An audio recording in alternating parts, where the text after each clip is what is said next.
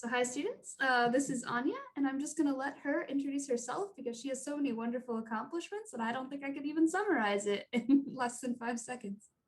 Hi guys, I'm happy to be joining you this afternoon. Hope you're all hanging in there. I am a journalist. I cover education for National Public Radio, and I'm the author of several books on various topics that intersect with learning and technology and a little bit on economics. I'm working on a book right now about children and young people and COVID, their experiences through through the year of 2020. So that's what's taking me over right now. And thanks for having me. This is fun. No problem. Is there anything specific you want to speak to us about, or do you just want us to ask you questions? It's whatever you would like to use this time for.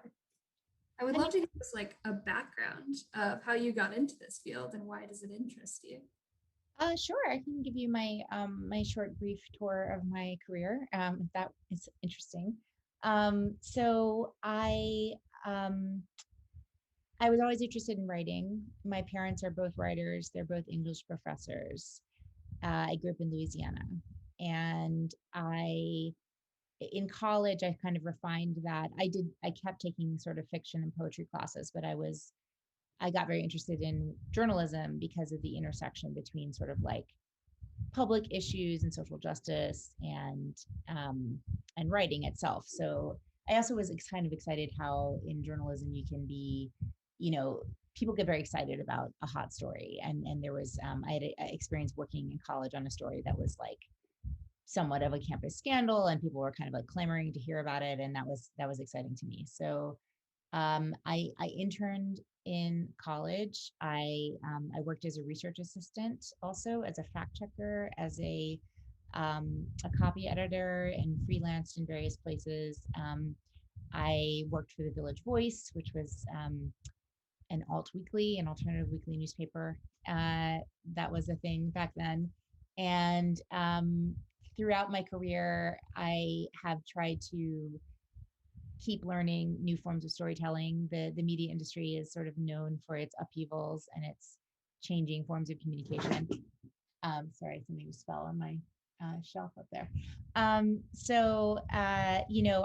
was one of the first bloggers at the Village Voice. I actually got an assignment to blog about the 2004 Republican National Convention street protests, which was really fun because I was like posting things to the internet without really even an editor looking at them. Obviously I communicated on social media, and I was hired by NPR, National Public Radio, in 2014 as a blogger and as part of a team that was meant to kind of integrate on air and online communication a little bit better. So it's been a fun time through, I've gotten to co-host some podcast episodes and learn audio storytelling, as well as continue to refine my online storytelling and collaborate with our illustrator on some amazing comic journalism projects. So yeah, that's kind of my spiel as far as how I got here. Wonderful. Thank you so much. You do such an array of things, which is so wonderful. I think the first thing I'd like to ask you about, if you are open to questions now, I don't know how you want to use this. Wonderful. Is your book on the Edupunks Guide to University, and I totally butchered that name. And what type of tips you may have for our students? They're all high schoolers that are thinking of going into university, and why or why not they should go into university, and that's a huge question, so take what you'd like out of that. Sure, absolutely. So I wrote a book in, it's going to be 2010, called the DIYU, and I do recommend that you take it out of your library if you're curious. It really is an overview of higher ed. So, and the ways that technology have changed higher ed. Um, but the impetus for that book was I wrote a whole book about student loan debt, and because of that book, I was invited to a lot of college campuses, and I got to see kind of a lot more of the picture of higher ed across the country. And I realized that there was a real disconnect between what students wanted out of their educations and what universities were trying to offer them. And that happened for a lot of reasons, but I think the primary reason to keep in mind is that universities are founded by stakeholders that include you know, academics, sort of philanthropists, rich people, boosters, sort of community boosters, local economic people, entrepreneurs. There's no university in the United States that was founded by students for students, and you can really see that in the way that they run. The bureaucracy, the lack of student voice, the lack of attention to student needs, and the cost. I mean, the cost has been rising more than any other good or service in the whole U.S. economy, even more than healthcare, even more than housing. The sticker price on college diploma. And, you know, in the year since I've been writing about this has become a mainstream political issue, which is great. You hear people talking about free college, about free community college, but people are still paying a lot. They're still going into a lot of debt. And the way that I kind of advise people, I don't advise people necessarily to go to college or not to go to college, but I think it's really important to think about um, what you want to get out of it and to understand the institution as much as you can. I think we sort of all owe ourselves our due diligence. And in addition to DIYU, I also did a free ebook, which is called the Edupunks Guide. It's a little bit outdated now, but it's a really good kind of like starting point to start thinking about, you know, the purpose of school is learning, credentialing, and finding yourself a network. And it's possible to do all of those things in alternative ways. It's not going to be easy. In many cases, it may be cheaper. In many cases, it maybe more suited to your interests. It certainly still takes a lot of you know, fortitude to kind of go your own way. But even if you don't go your own way, taking kind of an edupunk DIY approach to your education is going to, I think, serve you really well going forward. And, you know, I recognize that I'm giving that information from a position of huge privilege. I did myself to, you know, graduate from an Ivy League university, so you should definitely take it with a grain of salt. I still feel, though, however, that the conversation about making higher ed more accessible is a really important one, and everybody should become more educated consumers of the university model. Thank you so much. It's such a great book. And I would love to also talk to you about your new book about screen time, just because I think it's so relevant to all of our students here right now, especially in an AP computer science class, but in general, just being a student of COVID. And this is not a very good question, but just please talk to me about your new book. So my most recent book, which came out in paperback in July 2020, is The Art of Screen Time. And it was really born out of my own needs as a parent, trying to disentangle all of the kind of fear mongering and intense coverage of the impact of technology use on kids. And so basically, what's been happening is that, you know, since the iPhone came out in 2010, we have these mobile devices, and that means they're coming everywhere with us. They are personal devices, so we're consuming technology, you know, without any intermediation from other people that might be around you, like you did when you were watching television, listening to the radio, or going to the movies. In those days, you would be sharing it with people around you in the room with you most of the time. And now, because of the mobile device, we're having these solo experiences, we're having these ubiquitous experiences, and we're having these really immersive experiences. And that's because of streaming video. It's because of, you know, algorithms that are designed to capture our attention and keep our attention. It's because of video games that offer, you know, intermittent rewards and reinforcement that kind of keep us pushing the button, hoping for some kind of update. And obviously, all of that's been magnified during the pandemic, when we kind of lost access to everything else that wasn't on our screens for a huge period of time, and they became our education, our social outlet, our entertainment. Um, I am not an alarmist when it comes to the impact of technology. I think it's really important to remember that if I use the term moral panic, I don't know if that's something that people are familiar with. But basically, it's a historical cognitive bias, right? Where people think a thing is bad and they sort of over index on like specific anecdotes, and they kind of say, you know, it's bad for ABC reasons. But what ends up often happening is that a moral panic is very much tied to just prejudices and biases in our society, like whether they be gender biases or racial biases. Yeah, moral panic, exactly. And so to me, the impact of technology on young people is somewhat of a moral panic. Like um, the actual influence of your tech use on your mental health is really more in the realm of like, it's more that people with mental health concerns gravitate towards tech use, and they might use it in a more unhealthy way rather than this is a poison that's poisoning your brain. So I think we can all, have a healthier relationship with technology, a healthier balance with technology. We can all notice and be curious about when, how technology is making us feel. But to fear it as, a source of damage to your brain is really not helping any situation. So yeah, I mean, I have a lot of other thoughts about kind of like um, how we can be more mindful consumers of technology, but that's my basic kind of premise in the book. And in the writing that I'm doing, I advise parents to take a pretty toned down approach where they try to sort of like build relationships with their kids, listen to their kids, use technology alongside their kids, whatever their kid is interested in, try to encourage them to more creative uses and more social uses, over and against kind of like the consumption that is, also part of our lives, but, definitely in moderation. I'm trying to get parents and kids on the same side when it comes to this, essentially. Wonderful. And just to follow up on that, Yeah. and if others have questions, please feel free to post them in the chat or say them out loud. Yeah. I love that you're so flexible with this session. I wanted to ask, would you have any advice for our students about using screen time? I know you've kind of touched on this, or like how to create that relationship with their parents. Yeah, I mean, so those are two kind of different things. So in my presentations, I give a link to something called the problematic media use measure.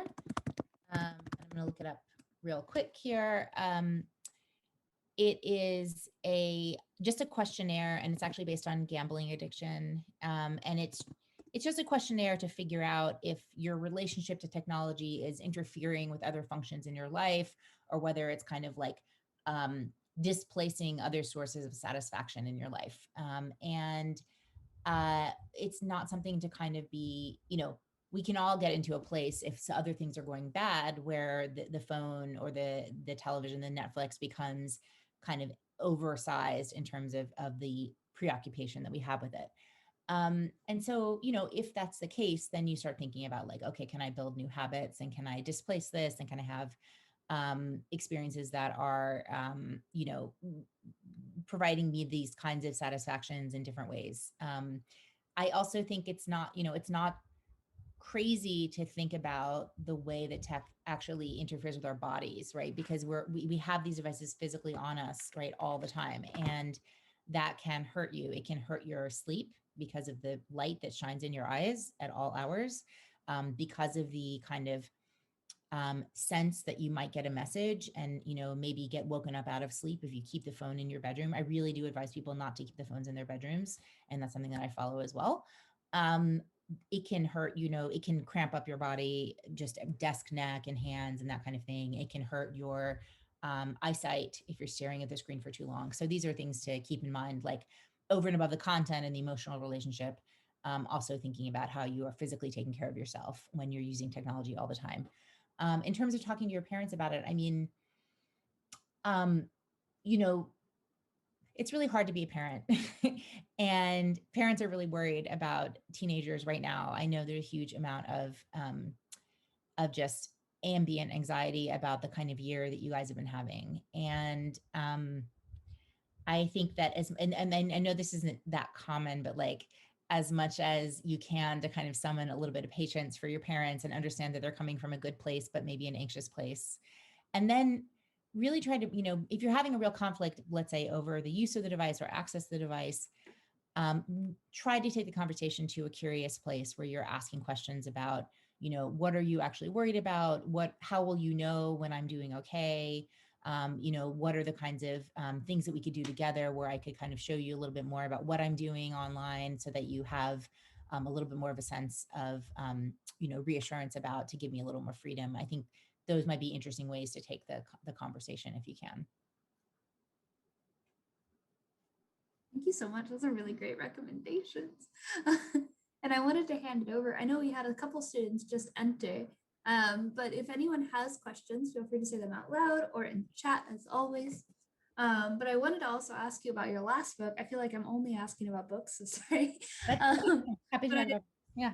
I feel like test taking is so relevant to our students right now, and especially just because they're almost all about to go do an AP computer science test. Mm. Um, how do you feel about AP test taking? I know it's not exactly the topic of your book, but I would love to hear any advice you have for them, or how to go about test taking. I That may not be related to your book at all. I'm so sorry. I know it's about Oh, standardized tests, oh, so I'd love to hear anything you have. so my book, The Test, which came out in 2015, is about how standardized testing came to play such a huge role in our education system. And one of the things I think is so fascinating is that the pandemic has really disrupted that. The word, we suspended testing in the spring of 2020 in states, in schools. 60% of colleges and universities have suspended, made it optional to use the ACT or SAT. So we're really heading into a moment where we have an opportunity to have a better conversation about what are we measuring, how do we measure learning. Um, Honestly, I feel like the AP tests, they're a higher quality than these multiple choice tests that you might be taking, like the state tests or exit exams, or even the ACT or SAT, because of that kind of the structure of a little bit more like solving problems and having other challenges. They have a little more validity. They're measuring something a little more real. Um, However, it's also important to understand that like test taking anxiety is really rampant. That a lot of times we everybody in the education system kind of wants students to do well, and we're guilty of overemphasizing the importance of tests.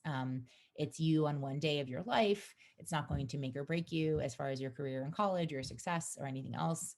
Some people are really good at taking tests, and some people, the test taking anxiety itself can distract you and create a, and take your point level down. So, as much as you can kind of frame it as a day in my life. And I know that's really hard advice when you're getting ready to take it and everyone's telling you it's really important. The better off it's going to be.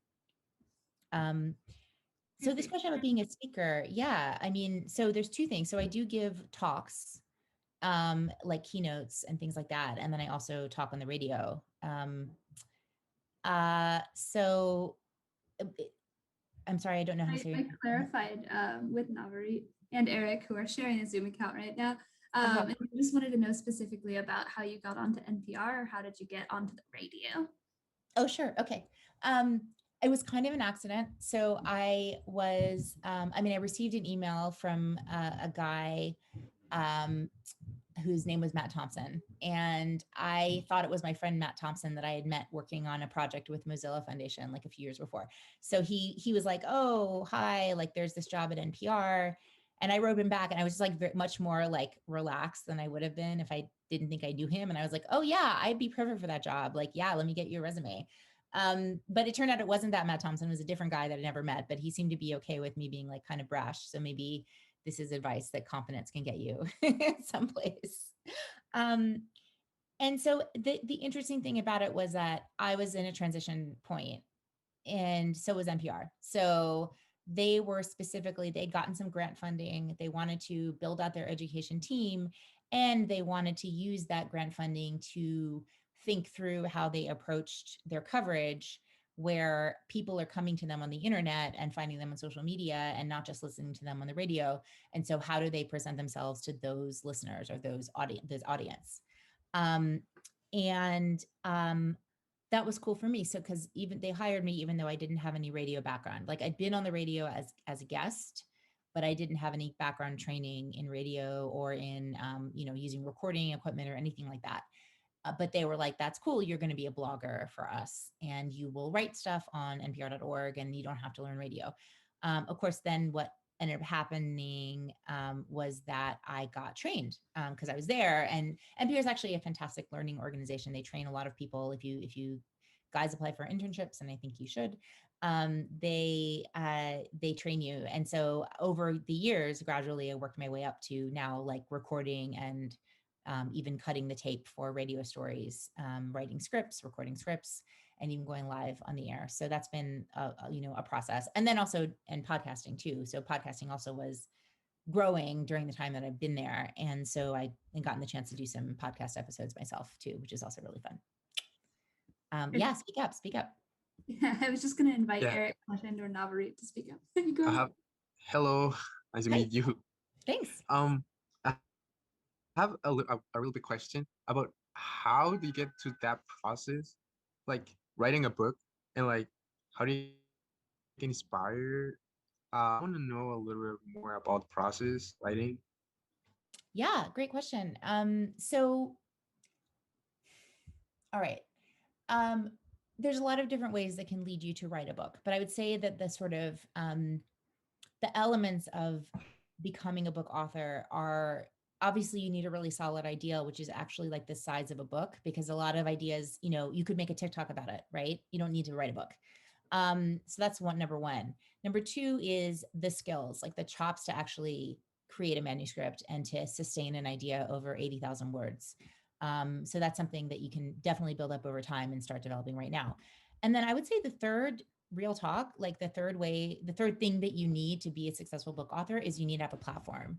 So that means you need an audience basically built in. Like, I don't know if it ever worked this way, but like the idea that like a publisher will cement you as a legitimate person as an author is just not how things work. You kind of need to be able to be a voice. And the good news about that for you guys is that you are in touch with the latest media as it's evolving, right? And you are learning how to be storytellers. And people your age that I've come across are some of the most gifted and fearless storytellers ever around, right? So you know how to use new forms of media. You know how to communicate visually. I'm not saying you're automatically like perfect at this, but like you're close to the ground where like authors my age are really like sitting around being like, oh my God, how do I learn how to should I be on Twitter? Should I be on Instagram? Like, how do I distill my thoughts down and be short and use pictures and make memes? And you guys know how to do that already. So really I would say like, thinking about those elements, like first of all, like what is the thing that you care about so much that you want everybody to know about, that you want to spend personally your own time, hundreds of hours learning about and talking to people about? That's like the number one. And then number two is like, do you have the chops? Like, are you willing to like anything? Like if it's a sport or if it's a video game, like you need to put in those hours, right? You need to be able to get better at things. And like, maybe in high school, they only ever ask you to write like a 5-paragraph essay. When you get to college, I hope that you'll be writing like 25-page paper, and then building your way up that way to suddenly, like for me, you know, I write a lot of words all the time. So writing 80,000 words for a book is not so daunting to me because I've done it. Now I've done it a few times, but like also you just break it down and like, okay, I know how to write 800 words in a day. That means I know how to write, 80,000 words, although in reality it takes longer than that. So yeah, those are the elements I would just keep in mind. I mean, in terms of the technical process, I would say the way it most often happens is you have work of some kind, and that could be anything. Like that could be getting famous for a viral video, or it could be, writing an essays on Medium or something else. That work attracts an agent. The agent helps you work on the proposal. The proposal goes out to publishers. The publisher gets, buys the book. And that's kind of like the technical process of how it works. And then you write the book, then you get paid a little bit, you write the book, you get paid a little bit more, you turn it in, you wait a little bit more, and like, then it finally comes out. And then you have to like get out there and promote it and just be out there like touring as much as you can. That was Whoa. not in brief, but in brief. That I was have so. another question. Yeah, Sorry. go ahead, Eric. Yeah, because the question is like, first of all, you need to have audience first to like to polish your book before you start. Like for Yeah. example, you need first like to have like a different platforms, like for example a blog or some place where you can promote. You can promote your book inside of it, or you can start first with your book and then you do that. Um, you you just need to think of it all as being one big project. So, it doesn't really matter if you start with your social media platform and then start working on the book, or if you start with a book and then start working on the platform, as long as you understand that you need all of these elements to succeed. Now, publishers are lazy and they don't want to sell your book for you. They want you to sell it yourself. So if you write a proposal and in the proposal, it says like, I have X followers on Instagram, then they're going to be happy to see that. But that doesn't mean that's the only way you sell a book. I mean, you can also sell a book by having just an incredible story to tell. So yeah, that's a basic. Also, I don't want it to seem too daunting. Like one rule of thumb I've heard to say is that like all you need is like 1,000 true fans. If those people are going to follow you around and buy your stuff and like retweet you, like that's the basic, like they're really your foot soldiers. So like it doesn't need to be this like vast number of people as long as those people are committed. I think that's also important to keep in mind.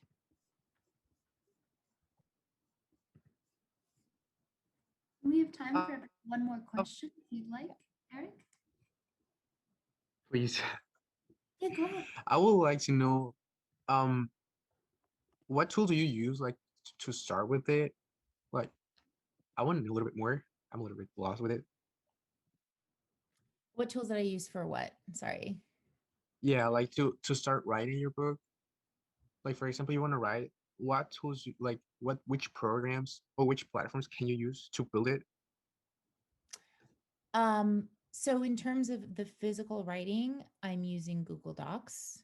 Um, Oh, cool. in terms of like the platforms that I use, was that the question? I wasn't sure. I'm not sure I understand the question. Oh yeah. My biggest following is on Twitter, but I'm not sure that that's the most helpful. I feel like for this book in particular, I want to try to build a little bit more on Instagram. So that's a personal goal for me. I also have a newsletter, which I think of as like my space for the quote unquote true fans. Like, and I would definitely love it if you guys would subscribe, but I send it out once a month and I've been sending it out for like 8 years. And those people like really stand up for me. Like they give me ideas and they give me feedback. And so I think that's really a useful thing to have. Yeah, that's what I do. I'm on Twitter because that's where a lot of journalists are. But honestly, like that's not necessarily the most helpful thing for me. It's just like it's more like colleagues than it is necessarily people I'm gonna market to. But I have a larger following there, so it kind of it snowballs on itself, if that makes sense. And I have a website, of course, Whoa. as well. Yeah, go ahead. No, it's amazing. It's an amazing process. It's cool. You can always follow up with me. Yeah, there's my Twitter, and that's my tiny letter. Okay. Thank you. Yeah, one thing, I mean, Anya, you are really amazing, but like one thing that I love about your career is like, I met Anya, 10 years ago when I helped build the website for the Edupunks guide. And that's what you were really into then. And that idea came from your debt book. And like, I kind of like fell out of touch with you since then. And then I just Googled you like last year, I think I saw on Facebook or something. And now it looks like, you've had a child. So you're thinking more about that and how technology relates to your child. So I just love how along your path, you've always just been inspired by like what's going on in the world around you. And you always take it to this level of depth that like, I'm always so impressed by.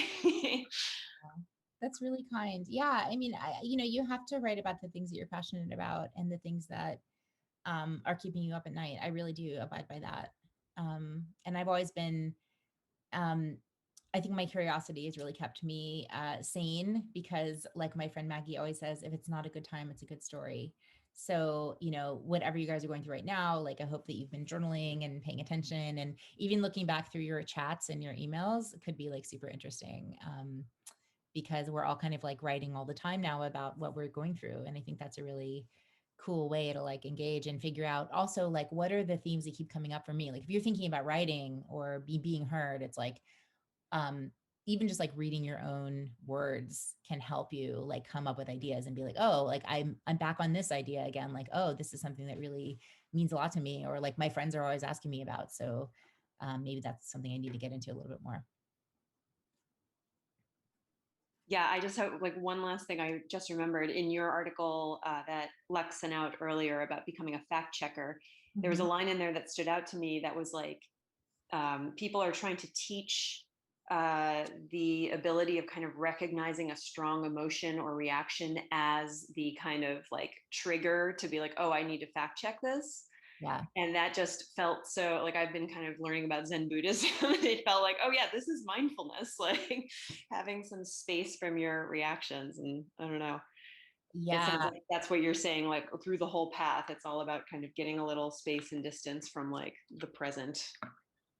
I really love that, Ashley. And it's actually something that I was thinking about bringing up before, which is I feel like the invasion of our brains with this like very compelling technology is an invitation for us all to develop this superpower of mindfulness. And I think the interest in mindfulness is right there, and emotional literacy, by the way. Like we have to become, like, to me, being on social media is a constant kind of check in to become a better communicator, to be more sensitive and more thoughtful about the different kinds of audiences and how my words might be falling on people's ears, depending on what their experience is. So being mindful as a communicator, being mindful as a reader, I think is something that we can all get a whole lot better at. And so I'm glad that you brought that up. And it'll help us detect the BS that's out there, because most of the BS that's out there is motivated by people who want you to believe certain things because it benefits them. That was such a great way to wrap up this conversation. Also, Ashley and or Anya, if you want to include that website in the chat, I would really like to look at it. I've only seen the PDF, so I didn't know there's a website, which would be really cool. So thank you so much for joining us, Anya. I feel like I've learned 101 things. So students, if you could send her a virtual round of applause, and we'll just say like a million thank yous.